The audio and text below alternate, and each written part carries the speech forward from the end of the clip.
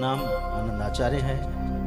मैं एक ब्राह्मण फैमिली से प्रभु यीशु मसीह के पास आया हूँ। हालेलुया। बहुत असंभव बात है प्रभु यीशु मसीह को जानना। हालेलुया। आज से 12 साल पहले मुझे किसी ने यीशु मसीह के बारे में बताया कि यीशु मसीह सच्चा परमेश्वर है। हालेलुया। मगर उसके कुछ साल पहले मैं एक गुनहगारी लाइन में था। Praise God. मैं अंडरवर्ल्ड के लिए काम करता था, मगर मैं परमेश्वर के नाम को धन्यवाद करता हूं। प्रभु यीशु मसीह कहता है, मैंने तुझे तेरे मां के गर्भ में चुन लिया था। हालेलुया। 12 साल पहले मैंने 40 पास्टरों की सुपारी ली थी। हालेलुया। मेरे साथ मेरे मित्र आए हैं, भाई पॉल, वो भी भाई अंडरवर्ल्ड के लिए काम करते थे। उनका कुछ केस पेंडिंग है, इसके लिए वो गवाही नहीं देते। यीशु मसीह ने मेरा सारा केस नील कर दिया। हालेलुया। इसके लिए मैं डटकर गवाही देता हूँ। हालेलुया। क्योंकि मुझे किसी बात का डर नहीं है, क्योंकि प्रभु यीशु मसीह ने मुझे स्वतंत्र किया। 40 पास्टरों का जिस दिन मैंने सुपारी लिया, मैंने सोचा कि मैं इनको मारकर मेरे धर्म का काम करूंगा। हालेलुया। परंतु मुझे मालूम नहीं था मैं जिंदा परमेश्वर के हाथ में पड़ गया। जैसे पौलुस जाकर लोगों को मारा करता था, मसीह लोगों को सताता था, उस तरीके का मैं एक व्यक्ति था। मगर मैं परमेश्वर के नाम को धन्यवाद करता हूं, उस प्रभु यीशु मसीह ने मेरे जीवन को बदल दिया। एक हथियार पकड़ने वाला व्यक्ति आपके बीच में उस परमेश्वर के बारे में आपको बताने आया है, जो नया जीवन देता है, जो हम सबसे प्यार करता है। वो किसी धर्म की स्थापना करने इस दुनिया में नहीं आया। आप ठीक तरीके से बाइबल पढ़ लो। यूहन्ना 3:16 के अंदर मेरा परमेश्वर कहता है, परमेश्वर ने संसार से ऐसी मोहब्बत की कि उसने अपना इकलौता बेटा प्रभु यीशु मसीह दे दिया, ताकि जो कोई, केवल क्रिश्चियन नहीं मेरे भाई, ताकि जो कोई उस पर विश्वास करे वह नाश न हो परंतु अनंत काल का जीवन पाए। हालेलुया। सर मैं जब गुनहगारी लाइन में था, मुझे फोन आते थे, इसको आज मारना है, इसको उठाना है, इसको धमकी देना है। हालेलुया। मेरे इतने लंबे बाल थे सर, छोटी दाढ़ी होती थी, हथियार होता था। 8-8 लड़के साथ में रहते थे। बाउंसर तो आज आए, मेरे साथ 8-8 लड़के रहते थे। हालेलुया। मैं समझता था मेरे जैसा तुरुम खान कोई नहीं है, मगर मुझे मालूम नहीं था प्रभु यीशु मसीह सबका बाप है। हालेलुया। मैंने बताया मेरा नाम आनंद आचार्य है। मैं एक ब्राह्मण फैमिली से हूं। मुझे 3 बच्चे हैं, 2 बेटियां हैं, 1 बेटा है और 1 की पत्नी है। हालेलुया। मेरी बेटी को डॉक्टर ने जवाब दे दिया था वो नहीं बचेगी करके। मुझे किसी ने प्रभु यीशु मसीह के बारे में बताया और कहा कि आप प्रभु यीशु मसीह के पास आइए, वो तुम्हें शांति देगा। मैंने उसे डांटा। मैंने कहा ये विदेशी धर्म है, ये पैसा देते हैं, लोगों को क्रिश्चियन बनाते हैं। उस भाई ने मुझे कहा, भाई ऐसा कुछ नहीं है, आप आइए, एक बार आप वहां पर आइए और प्रार्थना कीजिए, आपको परमेश्वर बताएगा कि वो कौन है। मैंने 8-10 दिन उस भाई को टाला, क्योंकि 7 बजे का समय होता था चर्च जाने का, और भाई मुझे 7 बजे कॉल करते थे, आ जाओ, तो मेरा पीने का टाइम होता था, दोस्तों के साथ बैठना। मगर मैं परमेश्वर के नाम को धन्यवाद देता हूं, आज 12 साल हो गए, मैंने कभी दारू को हाथ नहीं लगाया। मैं चरस गांजा पीता था के अंदर। क्या तुम नहीं जानते ये परमेश्वर का मंदिर है? हालेलुया। इसे जो कोई नाश करेगा, परमेश्वर का आत्मा उसे नाश करेगा, क्योंकि परमेश्वर का मंदिर तुम हो और वो पवित्र है। इस बात को मैंने सीखा, समझा। मैं परमेश्वर के नाम को धन्यवाद देता हूं। सर 12 साल हो गया है, मेरे मुंह से गाली नहीं निकली है। 12 साल हो गया, मैंने किसी को धमकी नहीं दिया है। धमकी देता हूं मगर शैतान को। हालेलुया। यीशु के नाम से देता हूं, क्योंकि मेरा परमेश्वर जिंदा परमेश्वर है। हालेलुया। जैसे ही मेरी बेटी को जवाब दिया डॉक्टर ने, मैं सत्संग में गया, मेरे भाई ने 8-10 बार मुझे कॉल किया। मेरे भाई नारायण, उसे ठीक तरीके से बात करने नहीं आता है। उस भाई ने मुझे प्रभु के बारे में बताया, बोला यार प्रभु यीशु मसीह किसी धर्म को बनाने नहीं आया भाई, आप एक बार आके देखिए। मैं गया वहां पर। जाने के बाद मैंने सारे सिंधियों को देखा जो प्रभु की महिमा कर रहे हैं। मेरा दिमाग खराब हो गया। मैंने बोला यार इतने सिंधी लोग ईसाई बन गए। हालेलुया। सर जिस दिन मैंने इस बात को जाना, क्योंकि सिंधी व्यक्ति 100 रुपए का मटका खरीदता है ना, उसको ठोक के चेक करता है। सिंधी कभी किस पे ऐसे विश्वास नहीं करेगा। मैंने बोला यार, ये ऐसे कैसे सिंधी लोग यीशु मसीह की भक्ति कर रहे हैं। मैंने पहली बार देखा। जब मुझे इस देखकर मैं हैरान हो गया। मेरे दोस्तों को मैंने फोन किया, यार हमारे इतने सिंधी लोग ईसाई बन गए। मेरे कुछ दोस्त लोग आए, हम लोग 10-12 लोग चर्च के अंदर गए। हम लोग हथियार लेकर बैठे।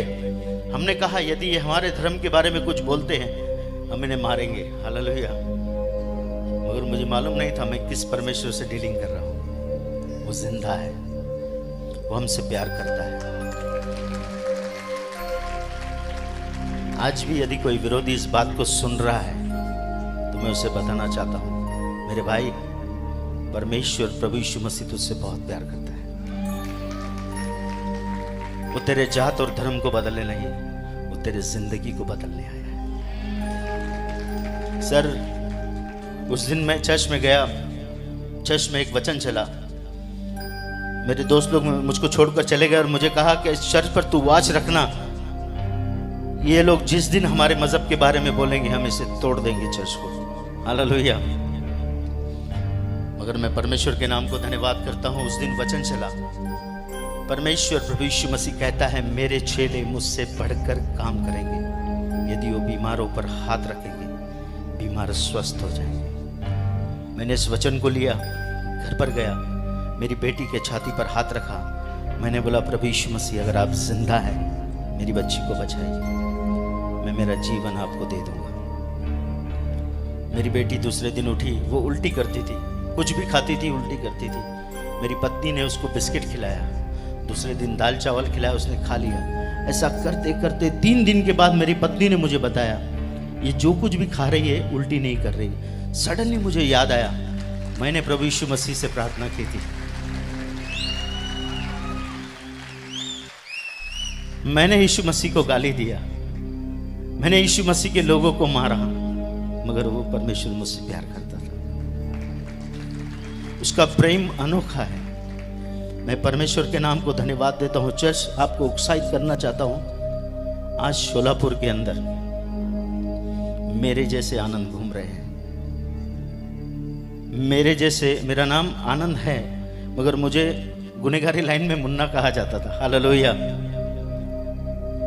मेरे जैसे बहुत सारे मुन्ना इस शहर के अंदर घूम रहे हैं। चर्च, आपको जाना है, आपको जाना है, क्योंकि मेरे प्रभु यीशु मसीह ने क्रूस पर सारी लड़ाई जीत ली है। केवल आपको जाकर खड़े होना है और उसे कहना है कि यीशु तुझसे बहुत प्यार करता है। हालेलुया।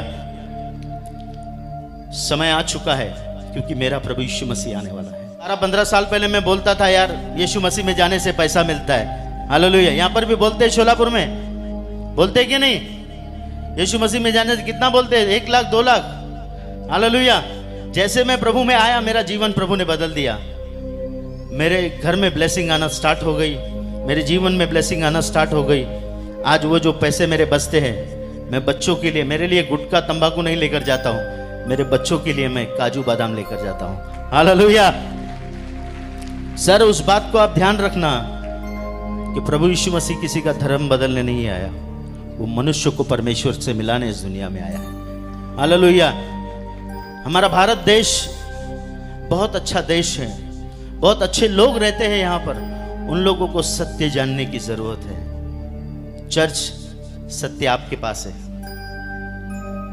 भारत देश सत्य को ढूंढ रहा है। मेरे भाई मेरी बहन, आपको जाकर बताना है कि यीशु मसीह सत्य है। हालेलुया। वो सच्चाई जब जान जाएंगे वो मसीह के दीवाने हो जाएंगे। जैसे हमारे भाई अजय चौहान मसीह के दीवाने हैं। उनको क्या जरूरत है मुंबई से यहाँ आकर प्रोग्राम करने की? हालेलुया। मैं परमेश्वर के नाम को धन्यवाद देता हूँ। आप लोग अपना कीमती समय लेकर प्रभु के भवन में आए हैं। हालेलुया। मेरे माँ बाप मुझे छोड़कर चले गए, आज मैं परमेश्वर के नाम को धन्यवाद करता हूँ। प्रभु ने मुझे। आप सभी को जय मसीह की। दोस्तों, मेरा नाम है रोहित कुमार। आप देख रहे हैं मसीह न्यूज टाल के चैनल में आप सभी का स्वागत करता हूं। दोस्तों, आप सभी लोगों के बीच में लेके आ चुका हूं एक और लेटेस्ट न्यूज। दोस्तों, आपने वीडियो के पहले उस न्यूज को देखा ही होगा कि कैसे आज हमारे मसीही लोगों पर, कैसे आज हमारे मसीही लोगों को सताया जा रहा है, हमारे मसीही लोगों पर अत्याचार किया जा रहा है, हमारे मसीही लोगों को बार बार यही टारगेट करके कहा जा रहा है कि तुम लोग धर्म परिवर्तन करवाते हो। बार बार इसी बात को लेकर के वो लोग हमेशा ईसाई समाज को और जितने भी ईसाई समाज को मानते हैं, यानी कि जो लोग चर्च में जाते हैं, वो चाहे हिंदू हो, चाहे वो मुस्लिम हो, चाहे वो सिख हो, चाहे वो ईसाई हो, किसी भी कम्युनिटी से हो, किसी भी जाति से हो, इससे मतलब नहीं है। अगर वो वहां पर जाते हैं तो कुछ कट्टरपंथ के लोग, जो कुछ उनकी कट्टरता की सोच होती है, वो लोग इस बात को कह करके टारगेट करते हैं कि तुम लोग हमारे भोले भाले लोगों को, तुम लोग हमारे भोले भाले लोगों को टारगेट करते हो, तुम लोग उनका माइंड वॉश करते हो, तुम लोग उनका परिवर्तन करवाते हो, उनको अपने हमारी जाति से तुम अपनी जाति में कन्वर्ट करवाते हो। लेकिन मेरे प्रियो, आज तक इस बात को ये लोग कहते आ रहे हैं, लेकिन ये बात प्रूफ नहीं हुई।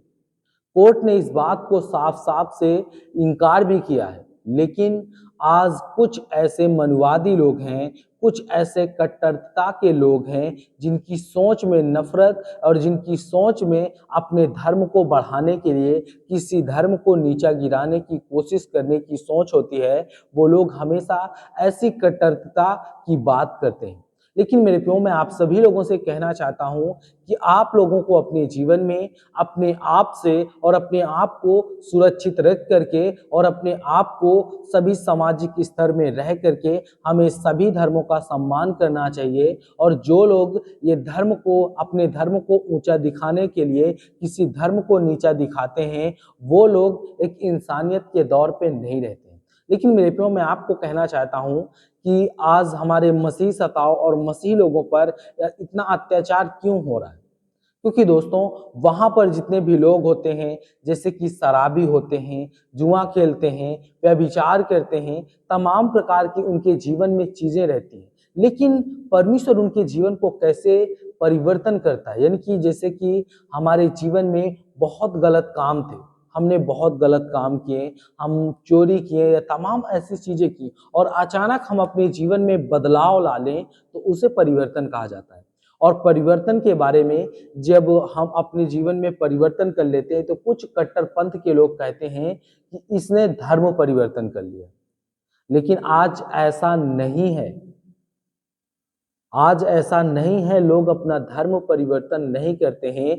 परमेश्वर ने इस बात को कहा था कि मैं लोगों के धर्म को बदलने नहीं आया हूं, मैं लोगों के मन को परिवर्तन करने आया हूं, मैं लोगों के जीवन को परिवर्तन करने आया हूं, मैं लोगों की सारी समस्याओं को और सारी मुसीबतों को दूर करने आया हूं।